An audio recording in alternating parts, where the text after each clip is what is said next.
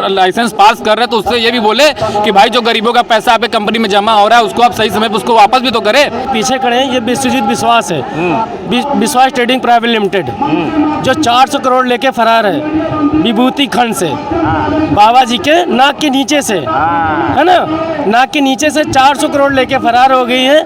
मेरा नाम विकास पटेल है, मैं Trinity multistate credit cooperative society limited का पीड़ित हूँ। हम लोग यहाँ एक जुटने का मेन कारण ये है कि भारत सरकार ने 2019 में एक कानून पास किया है जिसका नाम बर्ड्स एक्ट 2019 है, और उस कानून को संसद ने सर्वसम्मति से पास कर दिया है।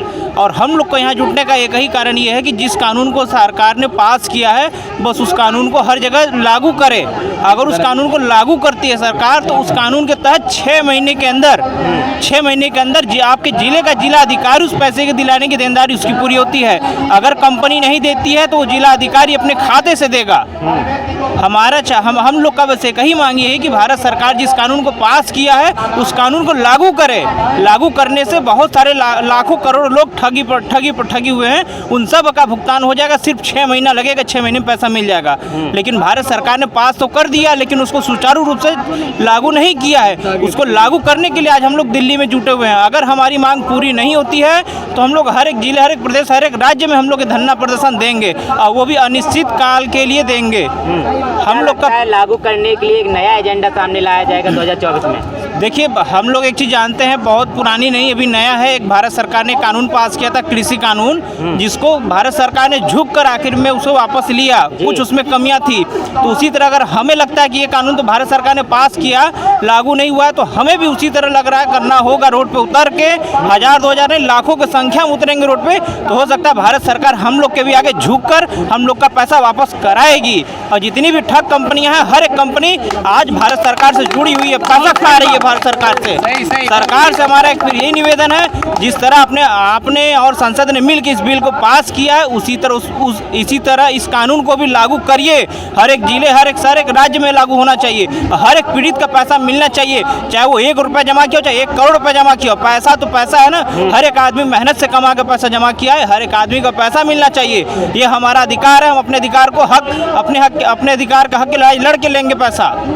और अगर मांग पूरी नहीं हुई तब आप क्या करने वाले हैं? देखिए, हमने कहा ना कि अगर हमारी मांग सरकार अगर पूरी नहीं करती है तो हम लोग हर एक जिले, हर एक राज्य, हर एक गांव घर में जहां भी होगा, हर एक जगह अनिश्चितकालीन के लिए धरना देंगे। वो भी 1-2 की संख्या में नहीं, लाखों की संख्या में बैठेंगे।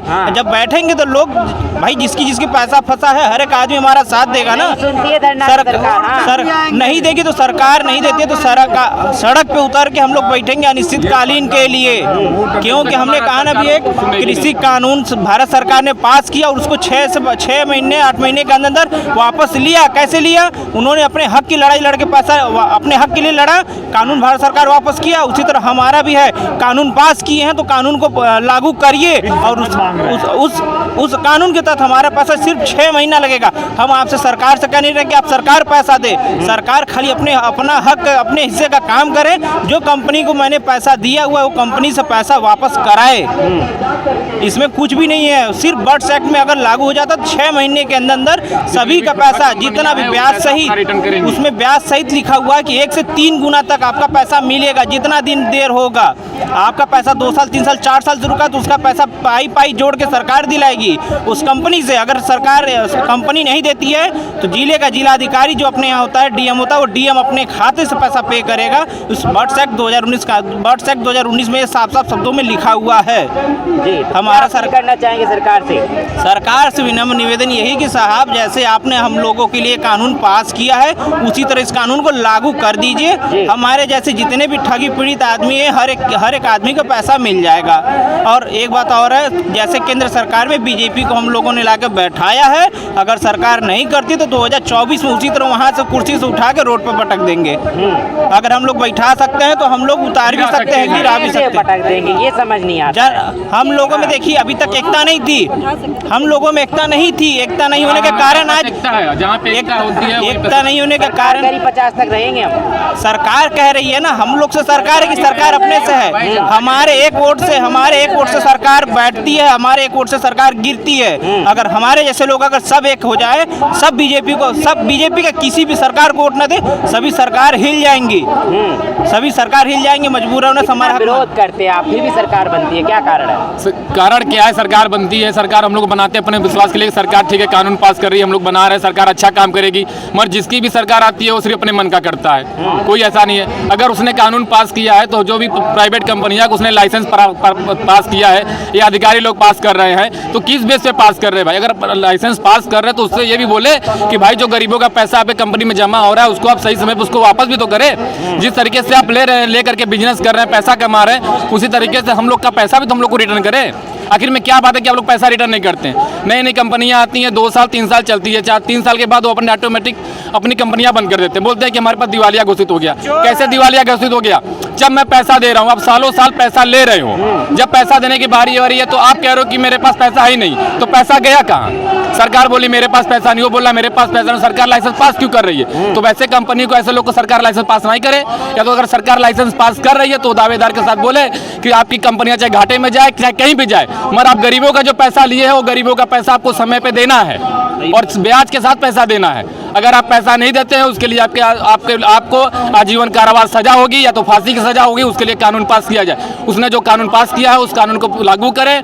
सजा कैसे होगी? ये क्यों नहीं सजा होगी? अगर वो गरीब, यानी कि कोई भी बंदा अगर चाहे कोई भी बंदा ग्रहिणी उठता है और जाता है कंपनी में लाइसेंस पास करता है, हाँ। वो सरकार, हम लोग तो सरकार के निर्धारित से कंपनी को पैसा देते हैं, हाँ। कि सरकार ने इसको लाइसेंस पास किया है, राज्य सरकार का है, आगे लिखा भी होता है हाँ। यूनाइटेड लिमिटेड सरकार, गवर्नमेंट ऑफ इंडिया। हाँ। तो हमने गवर्नमेंट के तहत नहीं उसको, गवर्नमेंट इसको लाइसेंस पास किया, कहीं भाग नहीं सकता, हम लोग इसमें काम कर सकते हैं और गरीबों का पैसा जमा कर सकते हैं। जैसे हम लोग का पोस्ट ऑफिस है, प्राइवेट कंपनी आज का सारी सरकार जितना भी काम कराती है सब प्राइवेट से करवा रही है। हाँ। तो उस पर हम लोग विश्वास से काम करते हैं। अब जो सरकार ने लाइसेंस दिया तभी तो, अगर कोई कंपनी ऐसे आएगी कि हम अपनी कंपनी ला रहे हैं, हमारे यहाँ काम करिए, पैसा दे, तो ऐसे तो हम लोग काम करेंगे नहीं जब तक सरकार उसको निर्धारित नहीं करती है। यहाँ सरकार तो निर्धारित करे तब तो हम लोग काम कर रहे हैं। यानी सरकार, इसमें सरकार मिली हुई है, सरकार आपको लाइसेंस दे रही है, आप काम करो, गरीबों का पैसा लेकर के सरकार बांट लेती है।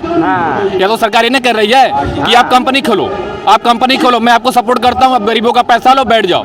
जो भी गरीब धरना प्रदर्शन या जो भी करते हैं उसको, उसके लिए मैं सहमत हूँ। सबूत है, ये योगी आदित्यनाथ है जो इनके पीछे जो और जिस कंपनी हम लोग काम कर रहे हैं, इस कंपनी का उद्घाटन भी योगी आदित्यनाथ ने उस आदमी के साथ किया हुआ। पीछे खड़े हैं योगी आदित्यनाथ जो कि पीछे खड़े हुए हैं। इनके जो पीछे खड़े हैं ये विश्वजीत विश्वास है, विश्वास ट्रेडिंग प्राइवेट लिमिटेड, जो 400 करोड़ लेके फरार है विभूति खंड से, बाबा जी के नाक के नीचे से, है ना, नाक के नीचे से 400 करोड़ लेके फरार हो गई है। और बाबा जी कहते हैं, जब हम बाराबंकी में अपनी बात रखने गए कि बाबा जी देख लीजिए ये आपके पीछे खड़ा, डीएम साहब से हमने बोला डीएम साहब ये देख लीजिए योगी बाबा के पीछे खड़ा हुआ बंदा है, इसने 400 करोड़ लेके भाग गया है, कोलकाता का रहने वाला है। तो बोले फेक है फोटो, इसमें आप देखिए क्या फेक लगती है आपको?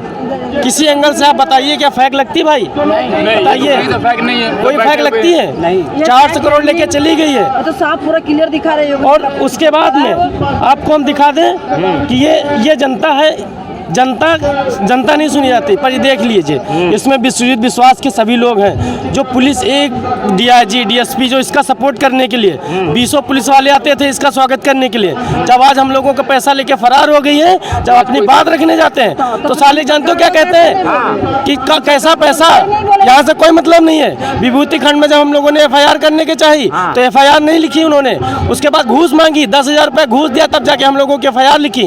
एफआईआर तो लिख गई पर आज तक कोई कुछ नहीं कार्रवाई हुई। क्या लगता है तानाशाही कर रही है सरकार? तानाशाही नहीं करती, जुल्म कर रही गरीबों के साथ, जुल्म कर रही है। वो गरीबी नहीं मिटा रही, गरीबों को मिटाना चाहती है। गरीबों को मिटा रही है और अमीरों को ला रही है। या तो गरीबी कहता है कि गरीब होता है, गरीबी मिटाएंगे, सबको एक समान करेंगे, मगर या तो गरीबों को मिटाया जा रहा है और अमीरों को लाया जा रहा है। कहाँ अमीर आ रहे हैं? क्या नहीं अमीर आ रहे हैं? कैसे आप कह रहे हैं अमीर नहीं आ रहे? बताइए कि यहाँ पे 50% गरीब जो है खत्म हो गए हैं। गरीबों के पास रोजगार नहीं है, गरीबों के पास काम नहीं है, गरीबों के पास पैसा नहीं है।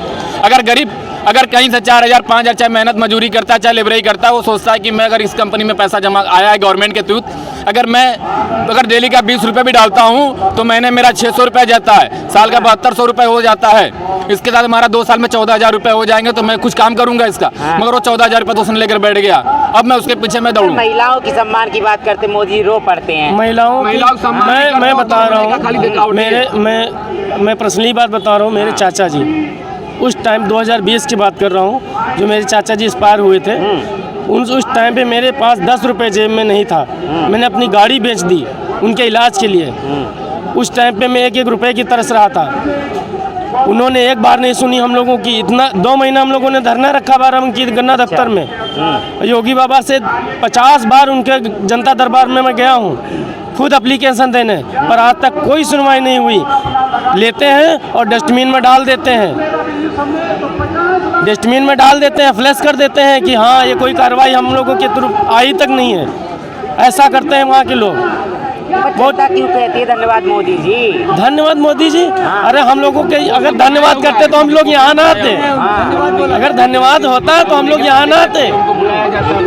वो हम लोगों की सुनना नहीं चाहते हैं। हाँ, क्या कह रहे हैं? वो पब्लिक को बुलाया जाता है पैसा दे करके, उसके जो गांव के रहते हैं, जो उसके समर्थन होते हैं, जैसे हर जगह समर्थन है गांव के, उसको पैसा दे करके, अपना साधन दे करके अपना खरीदारी किया जाता है। ठीक है, वो खरीदारी करके बुलाता है और उसी जनता को, उसी आदमी से बुलवाता है जो उसके बगल में रहता है, जिसको योगी सपोर्ट करता है या जिसको सांसद सपोर्ट करता है। वो अपने अगल बगल सिर्फ 5-6 आदमी ऐसे रखते हैं जो उसके खिलाफ ना बोले, उसके तरफ से बोले, और कोई नहीं दिखाता है। गरीबों में आए, हमारे बनारस में, हमारे लोकल एरिया में देखे, काशी विश्वनाथ आता है, गंगा जी आते, चौका घाट आता है, वहाँ के लोगों से मिले, कभी नहीं मिलता है, वहाँ कभी नहीं खड़ा होता है। हमारे बगल नगर निगम में आता है, गाड़ी से आता है, गाड़ी से चला जाता है, उसको कुछ नहीं समझ में आता, किसी का नहीं देखता। वहाँ पे गरीबों लाखों मर रहे हैं, बिना खाए मर रहे हैं रोडों पे।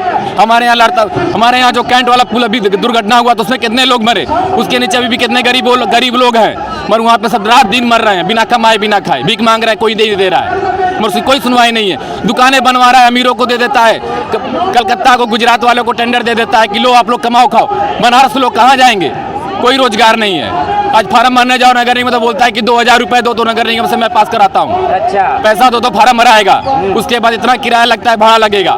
पता चलता है कि वहाँ से नहीं है, किसी और को मिल गया है। अभी मैं सोमवार को गया था फार्म, शनिवार को, तो पता चला कि ऐसा कि फार्म यहाँ नहीं भरा रहा उस दुकान का, जो कि पता चला किसी और के नाम से हो गया वो दुकान। तो आदमी क्या करेगा, कहाँ जाएगा? आज मैं उसी सबके चक्कर में, अगर प्राइवेट कंपनी में काम करने जाते हैं, गरीबों से अगर अपना मार्केट में वैल्यू बनाए, हमारे विश्वास, हमारे मोहल्ले के लोग हैं और 10 लोग हैं, अपने हितनात रिश्तेदार हैं, उनके नाम से अगर हम लोग कुछ पैसा करवाते हैं कि भाई अब मैं इसमें काम करता हूँ, मेरे विश्वास से पैसा जमा करो, कोई होता है उसकी दुर्घटना क्षेत्र मेरी है, क्योंकि मैं इस कंपनी को जान रहा हूँ, अगर गवर्नमेंट है पैसा वापस करेगी। वो पता चलता है कि 2 साल हुआ, भाग गई। अब वो हमारे पास सारे पैसे लेने के लिए, घर के लिए आ रहे हैं। मैं कहाँ से पैसा दूँ भाई? जब मेरे पास रहेगा तो मैं दूंगा, और कंपनी बोलती मेरे पास पैसा ही नहीं। तो भाई ऐसे कंपनी को लाइसेंस आप मत दो। मैं ये नहीं सरकार से कह रहा हूँ कि सरकार आप मुझे पैसा दो, या मैं योगी से नहीं कहता हूँ कि आप मुझे पैसा दो, मैं उनसे पैसा नहीं मांग रहा हूँ। मैं ये कह रहा हूँ जो कंपनियां आपने जिसको लाइसेंस पास किया, उसने पैसा लिया हुआ है, उसने ठगी करके भागा हुआ है, आप उसको पकड़ो, उससे आप ये बोलो भाई कि उसने पैसा क्यों लिया, क्यों भागा कर? पैसा उसने कहीं लगाया होगा, या जमीन के काम में लगाया, प्रॉपर्टी के काम में लगाया, बिल्डर के काम में लगाया होगा, तो वहाँ से उसने पैसा भी तो कमाया है। ऐसा तो नहीं कि हमारे पैसे से उसने पैसा नहीं कमाया है। योगी बाबा खुद सपोर्ट कर रहे हैं, अगर मैं योगी बाबा खुद सपोर्ट कर रहे हैं भ्रष्टाचार को। अगर ये ना करते ना तो मैं, आप खुद सोचिए कि अगर आप सीधी मैं बात कर रहा हूँ कि नाक के नीचे विभूति खंड गोमती नगर, जहाँ पे योगी बाबा का घर है, जहाँ पे रहते हैं, उनके नाक के नीचे से कोई 400 करोड़ लेके चला जाए, आप कुछ ना कर पाओ। थूकता हूँ ऐसे आप मुख्यमंत्री के ऊपर। क्या आप एक बार तो सोचिए भाई, दूर का अगर होता तो ठीक था। आपके लखनऊ से बंदा लेकर पैसा चला गया, जनता त्राय हो रही, आपने उसके बारे में 1% भी नहीं सोचा।